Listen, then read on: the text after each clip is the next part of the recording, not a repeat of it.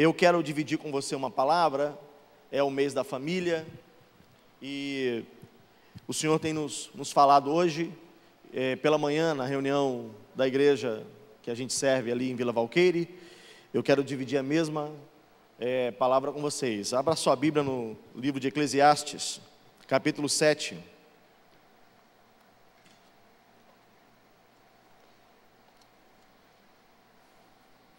Versículo 8, você pode fazer isso?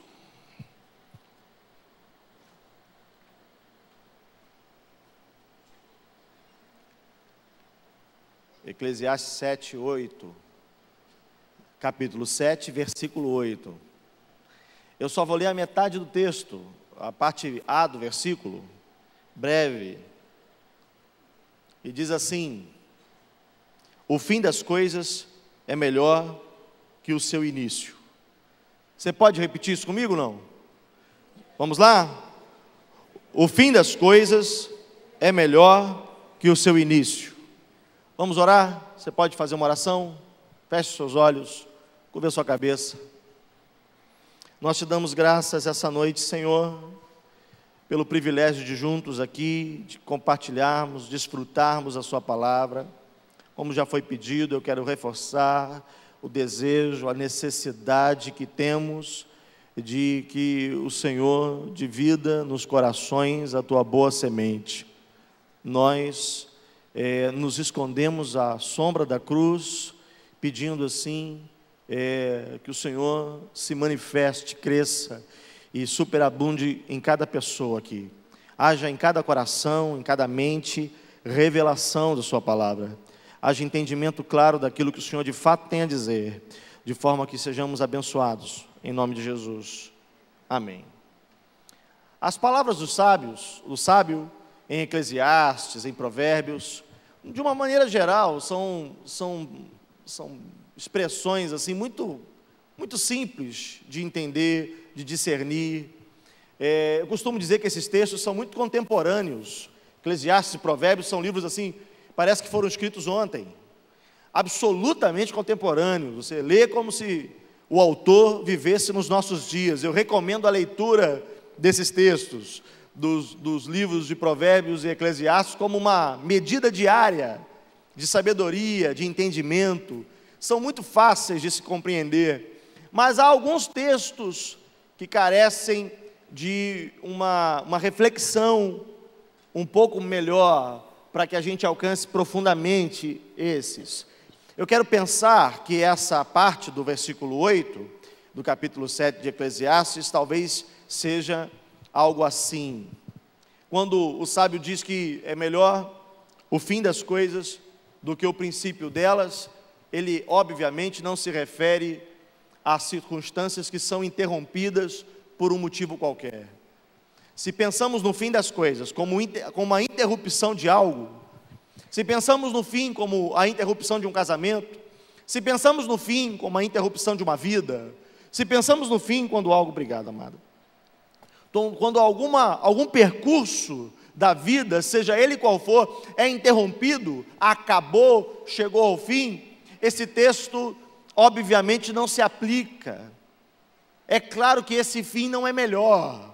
E como nós, dos nossos dias, no nosso tempo, estamos terrivelmente, horrorosamente acostumados a não conduzir nada à sua conclusão, mas infelizmente a gente interrompe coisas no meio do processo, por causa de um processo imediatista que temos, por causa da facilidade que a gente descobriu de descartar coisas. A gente interrompe relacionamentos, a gente interrompe empreendimentos, a gente interrompe investimentos, a gente interrompe uma série de coisas e muda de lado assim tão rapidamente, tão abruptamente, que quando a palavra fim é usada, normalmente a conotação não é agradável, a conotação não é boa. É difícil imaginar então que seja o fim melhor do que o começo. É difícil imaginar que seja o fim da vida melhor do que o começo. É estranho pensar que pode ser o fim do casamento melhor do que o começo, se a ótica de fim que temos é essa, a da interrupção, a da quebra. Quero pensar então que Salomão se refere à conclusão e não à interrupção das coisas. Quando imaginamos que tudo aquilo que se faz, todo acordo, todo empreendimento no qual se entra, existe o auge, existe a conclusão para o que aquilo foi feito, não do meu ponto de vista apenas, não do seu ponto de vista apenas, mas sobretudo do ponto de vista daquele que é de fato criador de todas as coisas. Para tudo o que se estabelece, há o auge, a conclusão, o fim para o que aquilo foi criado. A vida tem um propósito para o que ela existiu, veio a existir. Você não está aqui por acaso, você não é um acidente de percurso, você não veio a esse mundo simplesmente pelo planejamento de seus pais, você não está aqui por algum erro de planejamento também, você está aqui porque quer seus pais tenham planejado você ou não, o céu planejou cada minuto da sua vida, amém não? Sua vida tem um motivo, há um propósito nela, há algo a ser alcançado, há algo do que você pode dizer então, concluir todo o processo, todo o caminho, como o apóstolo Paulo fez, quando falando de sua morte, do que poderia ser para a ótica de alguns, o fim da vida, ele descreve a seu discípulo como a conclusão do propósito. Então já não havia tristeza, frustração, angústia, mas escrevendo ao seu discípulo, dizia Paulo: combati bom combate, terminei a carreira, guardei a fé, há uma coroa reservada para mim, eu alcancei o propósito das coisas. Melhor do que o começo, sem dúvida alguma. O seu casamento, a sua família, também não foi simplesmente planejamento teu, não foi simplesmente algo do seu desejo, uma elaboração pessoal. A sua casa é resultado dos planos de Deus, e há um fim, há uma conclusão, há uma expectativa divina acerca do que acontece naquela sala, naquele quarto, naquela ambiência familiar, amém não? Vire para quem está aí perto de você e diga assim: há um propósito para a sua casa, aleluia, glória a Deus.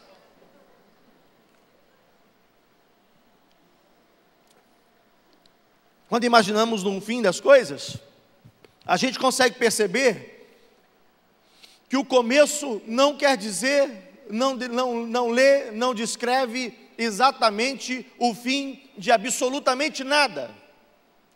Enquanto falo da conclusão, enquanto falo de alcançar o propósito, pode ser que alguém aqui diga: minha casa vai tudo bem, estamos caminhando, estamos crescendo, estamos evoluindo para alcançar um grande propósito.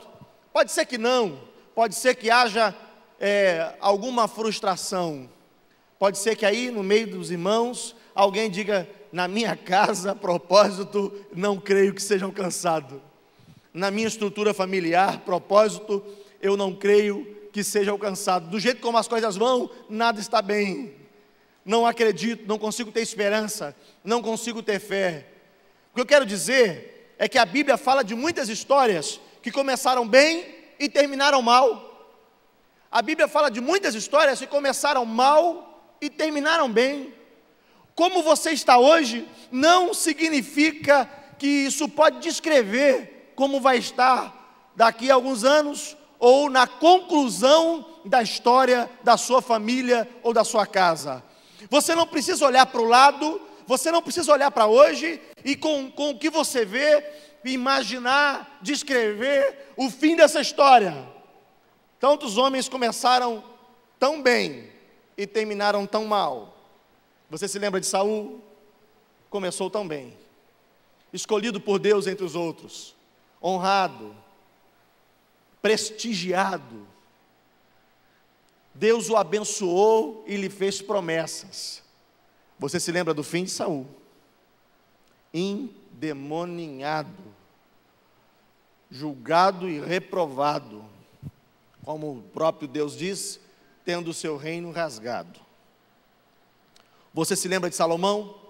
Aquele moço, filho de Davi, a quem Deus ouve a oração, enche de sabedoria, de graça, o homem que prosperou financeiramente muito para além de seu pai, o homem que alcançou grande proeminência, grande favor de Deus.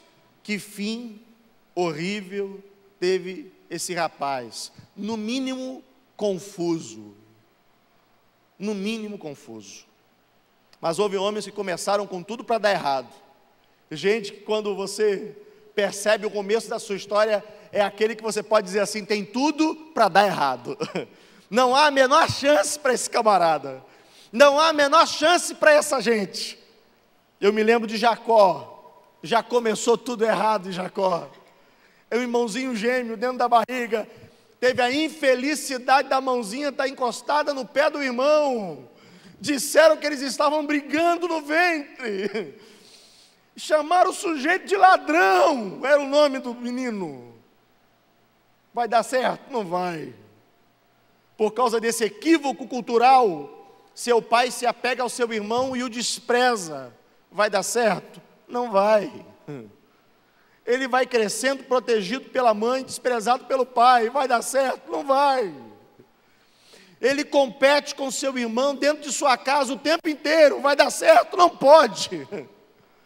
Você sabe o fim de Jacó, né?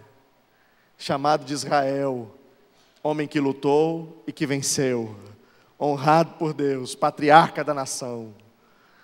Eu me lembro de Saulo. Primeiro contato que esse homem tem com a igreja de Jesus é mandando matar.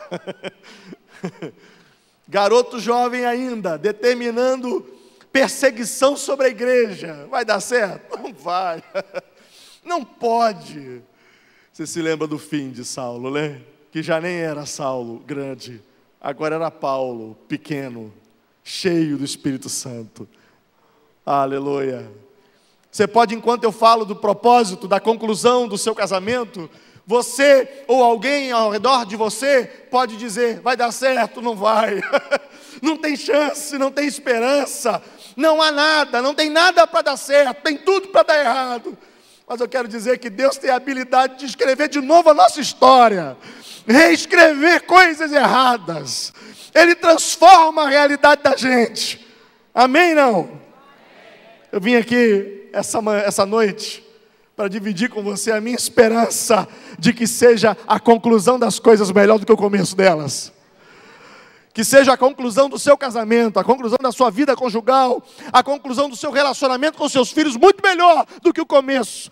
Ainda que o começo esteja errado, ainda que um equívoco tenha acontecido lá atrás, há uma esperança se você andar pelo caminho que o Senhor te manda andar. Amém, não?